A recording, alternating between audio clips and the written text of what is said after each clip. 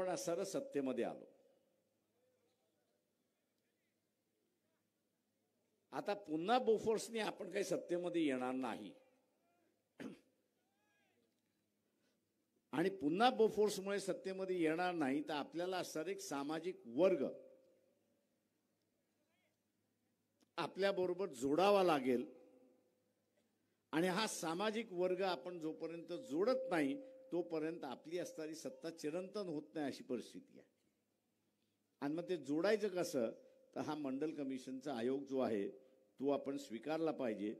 एक नवा सामाजिक आशय आपण ह्या देशाच्या राजकारणामध्ये आणतोय. VP सिंगाने तो असताना मान्य केला आणि त्याचा GR काढ राजकारणामध्ये. हे जसं मान्य होईल असं लक्षात गेलं तर त्याच्यामधला असणारा तिसरा एक विलन आहे आणि त्याचंही नाव आपण असणारा विसरता कामा नये. दुर्दैवाने त्याच्या आई वडिलांना आजही मी नमन करतो. तो ह्या चळवळीतला बळी असं मी त्या ठिकाणी मानतो.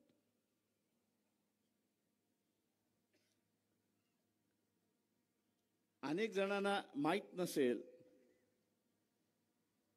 दिल्लीमध्ये महिलांचा मोर्चा निघाला होता आणि त्या दिल्लीमधल्या महिलांच्या मोर्चामध्ये प्लेस कार्ड होतं म्हणजे फळक होता आणि एकसारखा फळक होता आणि त्या फळकामध्ये काय लिहिलं होतं की आम्हाला आरक्षण नको आणि आम्हाला आरक्षणातला नवराही नको.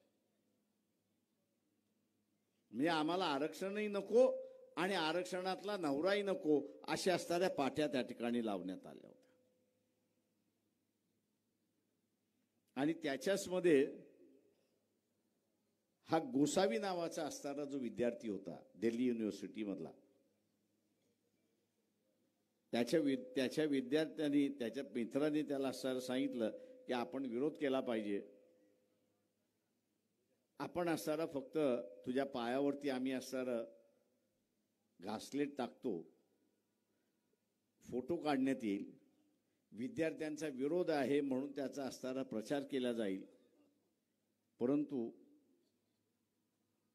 काही जण तिथले असेही होते की माचिसची काडी घेऊन होते.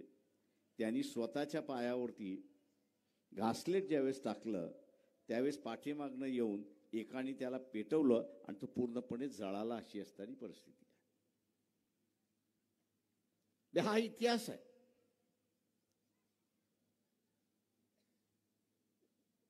त्याला जाळण्याच्या पाठीमागचा जो भाग होता की देशामध्ये उठाव झाला नाही असं नाही,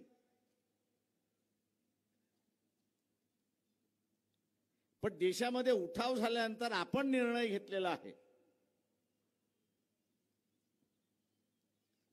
हा निर्णय आता मागे घेतला जाणार नाही. सरकार टिकलं किंवा न टिकलं. आणि त्यावेळेस एका बाजूला मंडल आणि दुसऱ्या बाजूला राम मंदिर बाबरी मस्जिद याचा वाद सुरुवात होता.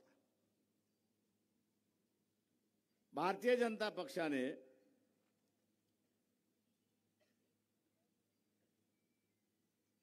मंडलला डायरेक्ट विरोध नाही,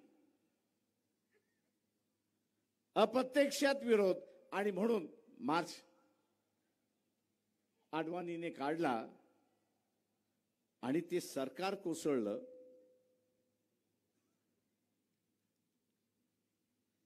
हा इशू सरकारने VP सिंगाच्या सरकारने घेतलेला निर्णय हा कोर्टामध्ये गेला आणि कोर्टाने सांगितलं की मंडल कमिशनचा सरकारने घेतलेला निर्णय हा संविधानिक आहे आणि तो टिकेल. हा निर्णय त्या ठिकाणी देण्यात आला. हा इतिहास आहे.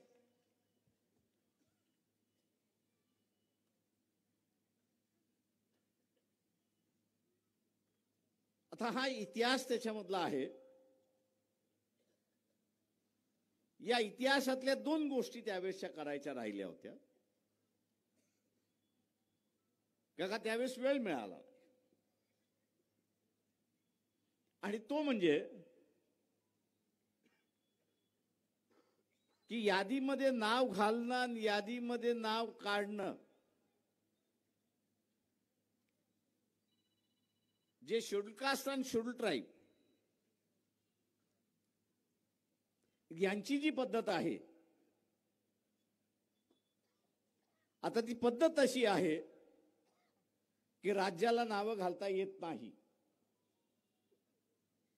किंवा राज्याला सुचवताही येत नाही अशी असणारी परिस्थिती. केंद्राने एकदा निर्णय घेतला की शेड्यूल कास्ट आणि शेड्यूल ट्राईब याच्या यादीमध्ये कुठल्या तरी राज्याला सुचाव करायचा असेल तर तिकडनं पत्र निघतं. तिकडनं पत्र निघालं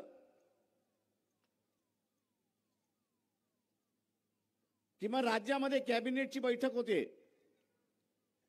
आणि कोणाचं तरी सुचवायचं असेल तर एक कमिटी तयार केल्या जाते कॅबिनेटची. त्या कॅबिनेटचा कमिटीचा रिपोर्ट होतो. तो रिपोर्ट असणारा कॅबिनेटमध्ये ठेवला जातो. तो स्वीकारल्यानंतर पुन्हा विधानसभेमध्ये जातो.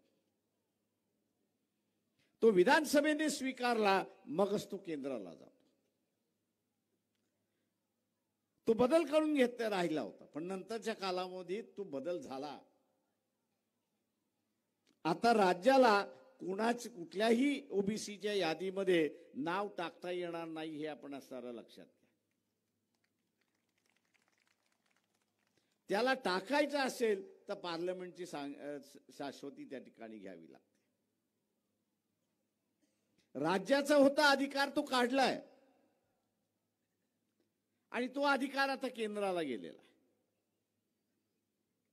आणि म्हणून मी जे एवढे दिवस या आंदोलनातला अभ्यासक आणि या आंदोलनामध्ये काय होऊ शकतं हे जे पाहत होतो आणि आपल्याला जे म्हणत होतो आणि आजही आश्वासन देतो की शासनाला कोणाला जात देता येत नाही. शासनाला जात देता येत नाही. अस्तित्वात असणारी जात ही मागासवर्गीय आहे की नाही एवढाच फक्त निर्णय त्या ठिकाणी देतात. तेव्हा ती जात अस्तित्वात असली पाहिजे, तो समाज अस्तित्वात असला पाहिजे. तो समाज अस्तित्वात असेल, ती जात अस्तित्वात असेल तर मग ती मागासवर्गीय आहे की नाही याच्याबद्दल देऊ शकते. पण कुठल्या तरी नव्या जातीला जन्म देणं हा शासनाचा अधिकार नाही आणि तो घटनेने त्यांना दिलेला नाही हे आपण लक्षात घ्या.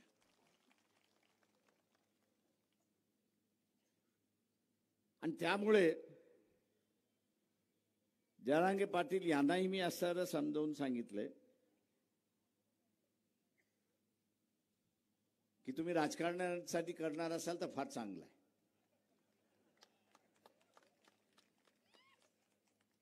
कारण ही सडलेली नेतृत्व जे आहे, ज्याचा असणारा उल्लेख आता असणारा शेंडगेंनी केला, टीपी मुंडेंनी केला, हे सडलेलं जे नेतृत्व आहे हे त्यांच्याही समाजाला असणारा न्याय देत नाही आणि आपल्यालाही असणारा न्याय देत नाही. त्या जरांगे पाटलाच्या निमित्तानं असणारा नवीन नेतृत्व येणार असेल तर त्याला आपण असणारा स्वागत केलं पाहिजे. पण त्याला असणारं सांगितलं पाहिजे, बाबा रे आमच्या ताटामध्ये येऊ नको.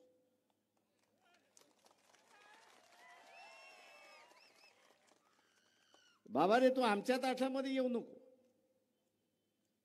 तुला वेगळं ताट करून पाहिजे असेल तर आम्ही त्याला मदत करतो.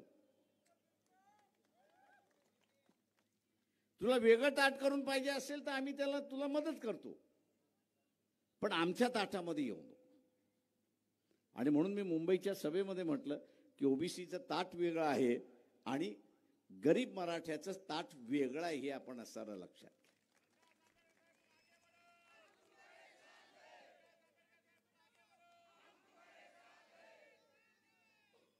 जसं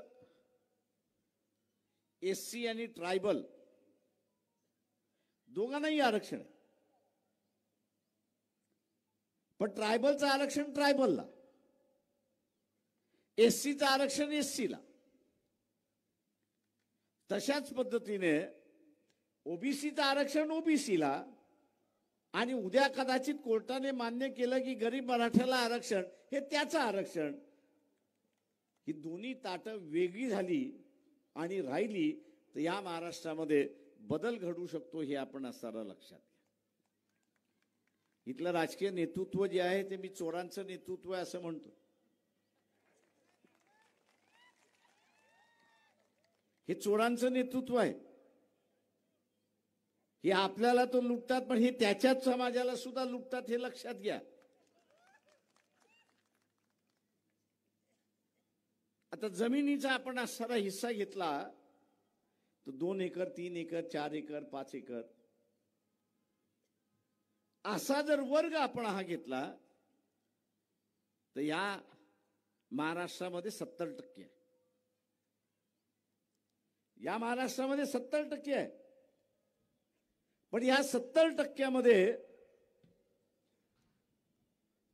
समाजवार जर आपण विभागणी केली तर 50% मराठा आहे. म्हणजे लहान शेतकरी, अल्पभूधारक शेतकरी हा मराठा आहे. पण केंद्र शासन हमी भाव देतं, त्या हमी भाव लागू करण्याची यंत्रणा असताना ते लागू करत नाही. आता हमी भाव लागू करायचा असेल तर काय करावं लागेल? या ज्या सगळ्या बाजार समिती आहेत आणि त्या बाजार समितीचे जे डायरेक्टर आहेत त्यांना सारं सांगावं लागेल की जो हमी भाव आहे त्याच्यापेक्षा कमी विकल्या गेलं तर तुम्हाला 5 वर्षाची सजा.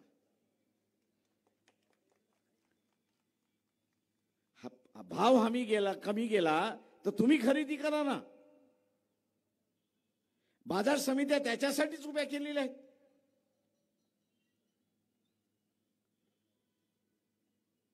पण ते होणार नाही, कारण का बाजार समितीचे डायरेक्टर, खासदार आणि आमदार हे नातेवाईक आहेत, हे आपण लक्षात घ्या. म्हणून एकमेकाला वाचवण्यासाठी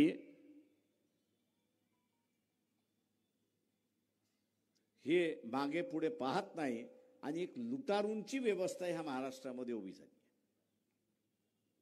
एक लुटारूंची व्यवस्था झाली. मागच्या निवडणुकीमध्ये आम्ही बदलण्याचा प्रयत्न केला. नांदेडमध्ये कोणाला उभं केलं होतं? वंचित बहुजन आघाडीने. मतदान दिलं का?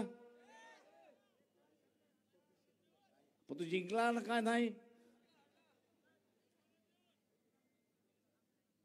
याचं कारण असं आहे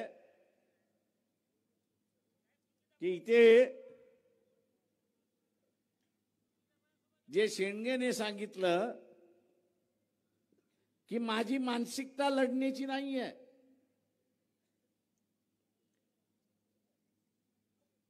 मी माझी लढण्याची मानसिकता केली पाहिजे. त्यांनी जे सांगितलं की आरक्षणवाद्यालाच मतदान दिलं पाहिजे. त्यांनी सांगितलं काय? आरक्षणवाद्यालाच मतदान दिलं पाहिजे. आपण ते करतो का? भारतीय जनता पक्षाचा अजेंडा काय आहे?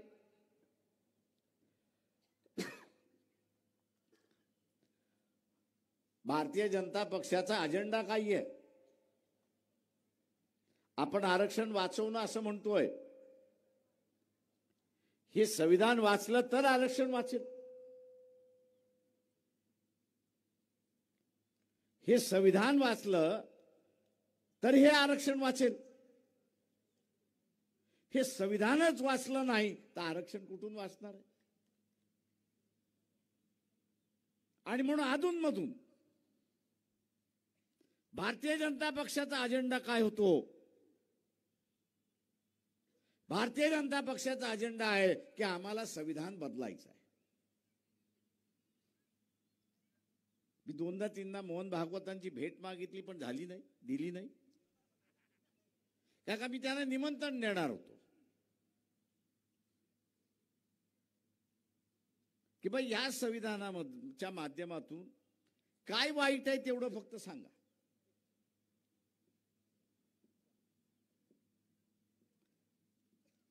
काय वाईट आहे तेवढं फक्त लोकांना सांगा. पटलं आम्हाला तर आम्ही तुमच्या बाजूचे, तुम्ही आम्हाला पटवू शकला नाही तर तुम्ही आमच्या बाजूचे व्हा. पण आमने सामने येणार नाहीत.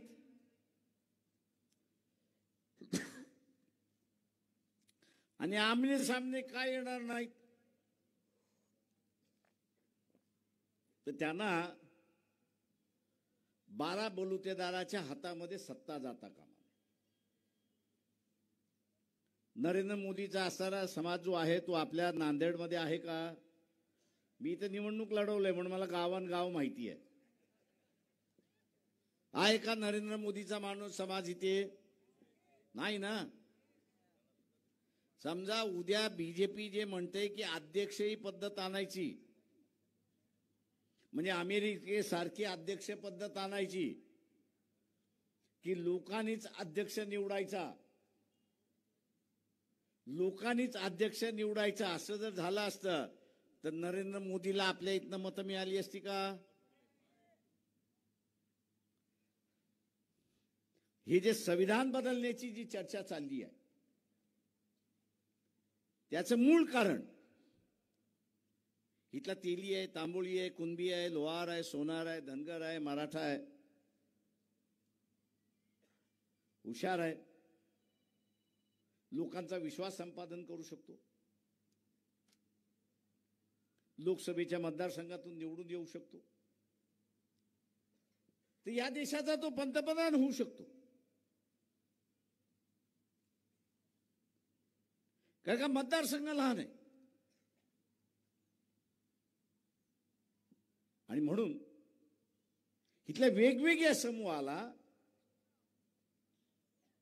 पंतप्रधान होण्याची, निवडून येण्याची संधी आहे हे आपण लक्षात घ्या. जे अध्यक्षीय पद्धत आणते, मला एक सांगा, कुंभार जो आहे तो लोहाराला मतदान देतो का? देणार वेगळा, देतो का विचारतोय मी. देईन आहे ना. मग तुमचं मत जाणार कोणाला? तर ब्राह्मणाला जाणार. पाटलाला जरी गेलं तरी त्या राज्यापुरतं, बाजूच्या राज्यामध्ये पाटील आहे का? RSS ही संघटना कोणाची? तेव्हा त्यांचाच पंतप्रधान कायमचा कसा होईल हे राजकारण चाललेलं आहे, हे आपण लक्षात घ्या. आणि म्हणून संविधान बदला म्हणून त्या ठिकाणी सांगितलेलं आहे. म्हणजे महात्मा फुलेपासून शाहू महाराजांपर्यंत बाबासाहेब या सगळ्यांनी सामान्याच्या हातामध्ये सत्ता आणून दिली. सामान्यातला सामान्य माणूस इथला सत्ताधारी होऊ शकतो. शिक्षणाची दारं खुली करण्यात आली. उद्याचा व्यवसाय या ठिकाणी करू शकतो. ही अध्यक्षीय पद्धत आली तर या सोयी काही राहतील का? एकदा अध्यक्ष खुर्चीवरती बसला तर 5 वर्षासाठी बसला. 5 वर्षासाठी बसल्यानंतर त्यांनी असं म्हटलं की शाळेच्या ज्या फी आहेत या दर वर्षाला 5 लाख होतील. किती जण 5 लाख देऊ शकतात? हात वरती करा.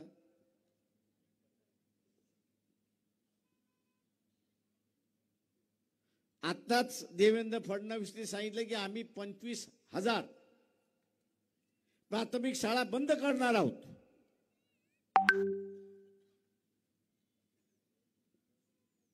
$25,000 प्राथमिक शाळा आम्ही बंद करणार आहोत. होणार काही आहे?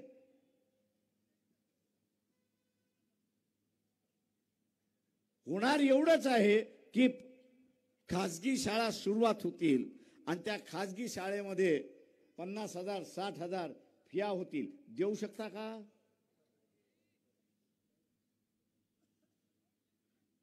आणि म्हणून जो लढा महात्मा फुलेंनी सुरुवात केला, बाबासाहेबांनी सुरुवात केला, शाहू महाराजांनी सुरुवात केला की शिक्षण हे सर्वांच्या दारी असलं पाहिजे, सर्वांच्या आवाक्यामध्ये असलं पाहिजे. कारण का शिक्षण हे वाघिणीचं दूध आहे आणि जो कोणी पिएल तो गुरकावल्याशिवाय राहणार नाही, अशी असणारी परिस्थिती आहे. ओबीसीला आरक्षण मिळालं की न मिळालं? मिळालं की न मिळालं?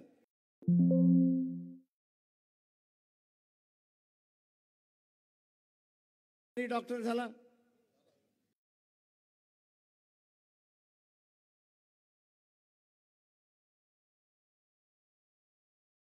तुमचे दुश्मन कोणी नसेल पण इथे दंगल होण्याची शक्यता आहे.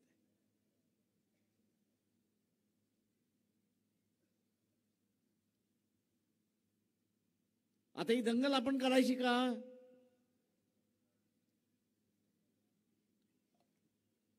तर आपणच ठरवलं पाहिजे की माझ्या भागामध्ये, माझ्या विभागामध्ये, माझ्या जिल्ह्यामध्ये मी दंगल होऊ देणार नाही. दंगल कशासाठी?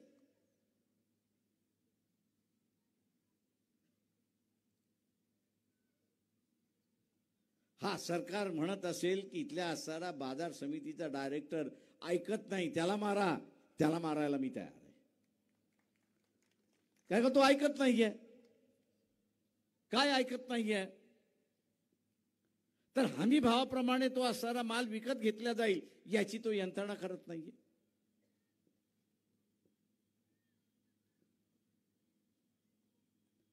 पण नाहक कोणतरी माजलाय, धर्माच्या नावाने माजलाय. आता त्याला आपण धडा शिकवला पाहिजे, असा जो प्रचार चालतो आणि त्याच्यानंतर मग दंगली होतात. एका काँग्रेसवाल्याचा पोरगा बघितलाय का या दंगलीमध्ये? काठी तरी लागलेली बघितली आहे का? बीजेपी वाल्याचा पोरगा बघितलाय का? RSS वाल्याचा पोरगा बघितलाय का? NCPचा पोरगा कोणी बघितलाय का? सामान्य माणसं असतात. आपल्या इथं जे कोणी दंगल करायला येईल असं सांगेल त्याला म्हणा तुझा पहिला पोरगा पुढं कर, आम्ही त्याच्या पाठीमागे उभा राहतो.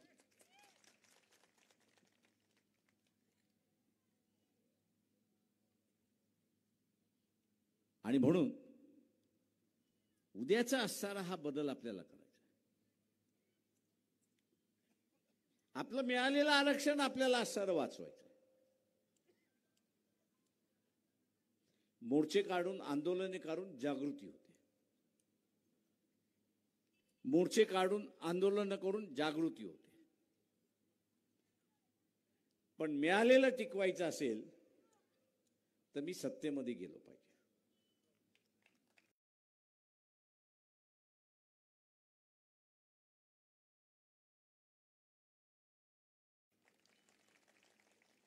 ओबीसीच्या हातामध्ये सत्ता आली पाहिजे.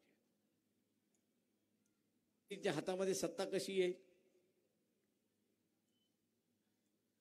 कशी आहे?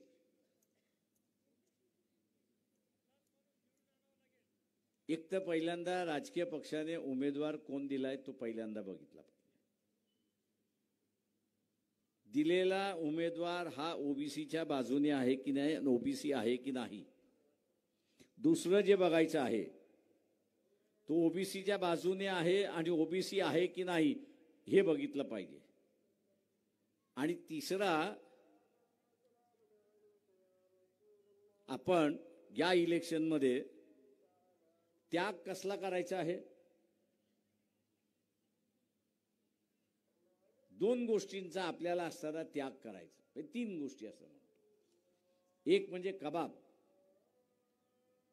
दुसरा म्हणजे शबाब आणि तिसरा म्हणजे महात्मा गांधी. म्हणजे महात्मा गांधी, कबाब आणि शबाब या 3 गोष्टींचं वर जे आपण जर केलं तर ज्याच्यासाठी आपण या ठिकाणी जमलेलो आहोत की माझीच सत्ता, ओबीसी सत्ता, ते आपण सहज त्या ठिकाणी घेऊ शकतो. मला एक सांगा की ज्याच्याकडून तुम्ही कबाब घेता, शबाब घेता, महात्मा गांधी घेता, इलेक्शन संपल्यानंतर त्याच्या दारावरती तरी जाऊ शकता का? त्याच्या दारावरती तरी जाऊ शकता का? मग आपण एवढे भिकारी आहोत का की आपल्या आयुष्यामध्ये आपण कबाब, शबाब आणि महात्मा गांधी कमवत नाही म्हणून? राजकारणामधली नैतिकता ही सगळ्यात महत्वाची आहे, एवढं लक्षात घ्या.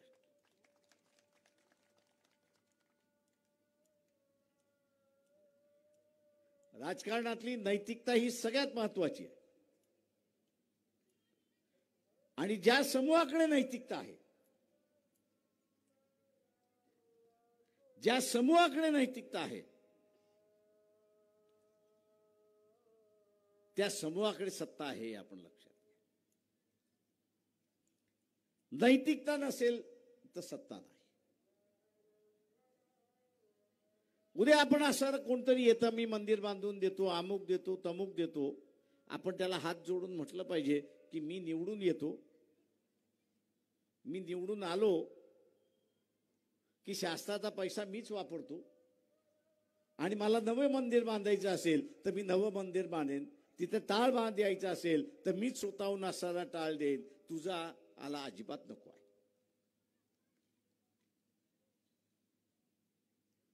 आणि म्हणून मित्रो,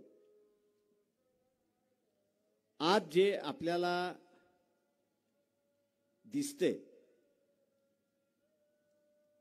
हे कृत्रिम आहे, हे नडवलेलं राजकारण आहे, तरुणांना नडवलेलं राजकारण आहे, शेतकऱ्यांना नडवलेलं राजकारण आहे, आरक्षणाच्या संदर्भातलं नडवलेलं राजकारण आहे. काका मी नेहमी म्हणत असतो की ह्या देशाची व्यवस्था कशी करायला मागतात आहेत इथला राजकारणी की त्याच्या घराची उंबरठे झिजवणारा समूह त्या ठिकाणी पाहिजे.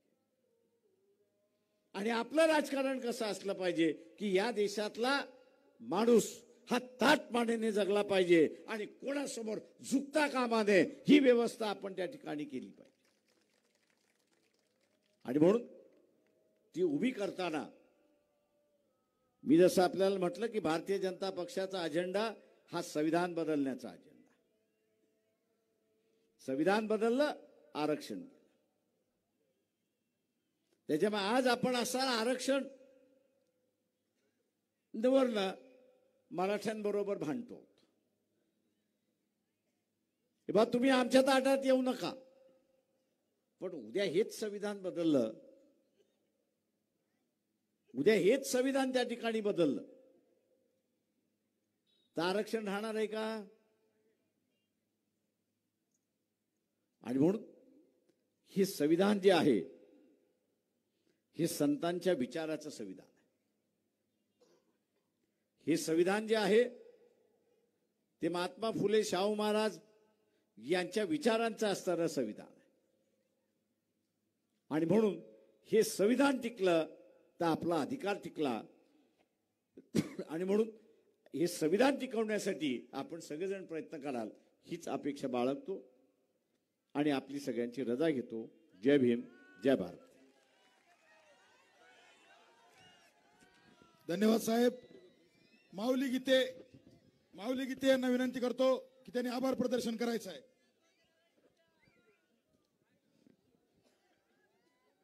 माऊली गीते.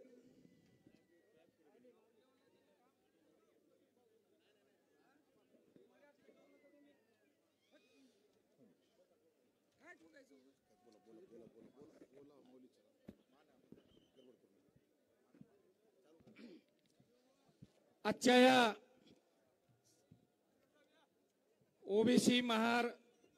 ओबीसी आरक्षण बचाव महाएल्गार मेळाव्याच्या निमित्ताने आजच्या या नरसी येथील सभेसाठी सर्वप्रथम मी आमच्या निमंत्रणाला मान देऊन या वंचितांचे सर्व श्रीमाननीय ॲडव्होकेट बाळासाहेब आंबेडकर